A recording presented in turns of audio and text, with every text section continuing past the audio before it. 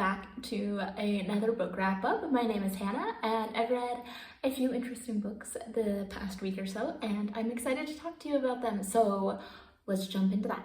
So I read two YA thriller horror books this week, which was a lot of fun. And the first one I read was Phantom Heart by Kelly Craig, and this had such a, I was so on board with the premise. So it is a teen romance version of Phantom of the Opera. That's what it's based on. I mean, you could probably tell that based on the title, Phantom Heart. And we have, instead of an opera and a real man who is the Phantom, we have a house and there is an actual phantom haunting this house. So, you know, it's got those supernatural elements. I really liked, on the other side, our main protagonist, Stephanie, she makes some friends at her high school and they have a kind of like a ghost busting group. So it's like Phantom of the Opera and Ghostbusters, you know, like on paper, I love the idea. It was super melodramatic, this book was, which based on what it's based on, I mean, that's warranted. Yeah, it's gonna be kind of melodramatic, oh no, he looked at me and this was so much. It was just, it was a lot, but, you know, it worked for the type of book it was. You know, but the problem is it had a lot of my same complaints that I have with the movie and play of Phantom of the Opera, just that it's really kind of romanticizing unhealthy relationships. And I just, was I supposed to find this undead guy creepily watching over the main character attractive? It's been a long time since I found Twilight appealing, so I think I just found it kind of gross. And it could have all been fine. I could have still really loved this, but I absolutely hated the end, and I don't want to spoil it for anyone, but I hated it and just messed up relationship dynamics, everything. And I was so bugged because it was over the top, it was melodramatic, but it kind of worked. And then I hated the ending. I hated how it turned out. So if anyone else has read this and has some thoughts, let me know. I kind of wish I could just go into a spoilery rant, but it was a quick and fun read, and I don't want to spoil it for anyone if you want to pick this one up. I mean, it was fun. I just was so angry by the end of this stupid book. Now, the other teen thriller book that I read was The Mary Shelley Club by Goli Moldavsky.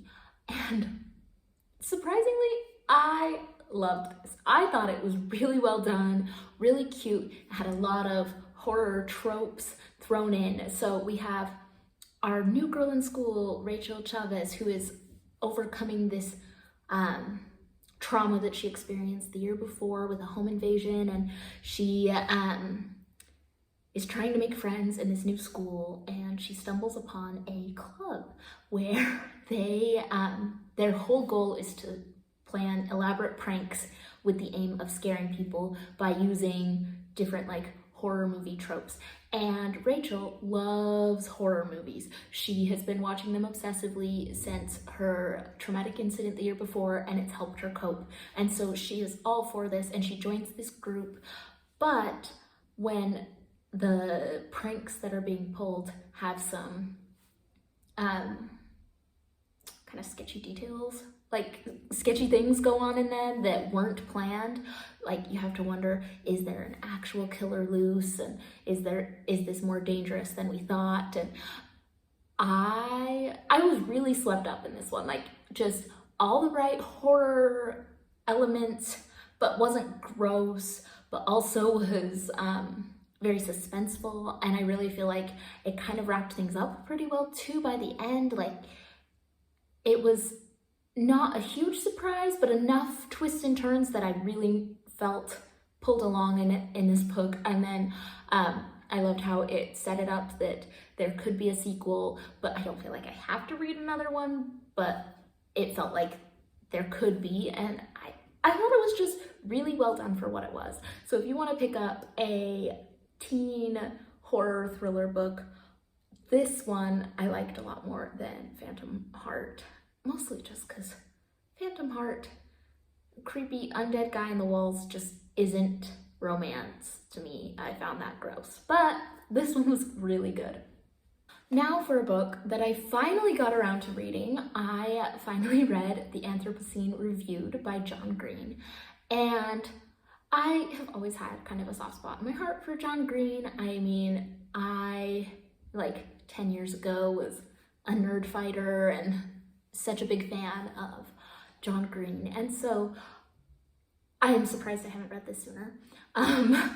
But this is a different kind of book than John Green typically writes. He typically writes young adult fiction, and this is a nonfiction series of essays that he wrote about kind of how he feels about the time that we live in, the Anthropocene, and he ends each little essay with a review out of 5 stars, which is, I think, is kind of cute. I liked the idea behind it, and it was a really informative book. It went through all sorts of things. I mean, like, what is it? Like, there are the QWERTY keyboard, Halley's Comet, penguins of Madagascar. Like, there are essays on all sorts of things, and I don't really feel like I share a lot of experiences with John Green. I don't find his life super relatable, but the way that he thinks about things and the way that he processes information feels very relatable to me. And so I liked learning about these new things through his lens. I thought that it was very nice that way. I do think, and nobody call me out for this, I do think that some of John Green's writing, and even in his young adult books, it's just kind of pretentious, but I don't mind it, but just, I do kind of get that vibe, like a little bit pretentious. I did like reading a little bit about his struggles with his mental health. I did feel like a lot of that was very relatable. He had a whole chapter on where he talked a lot about like how he finds repetitive actions very soothing, and I was listening to this because I wanted to hear him read it out loud, and when I was listening to it, I'm like, I feel so called out, because I could not focus on that book unless I was knitting, because I couldn't stop.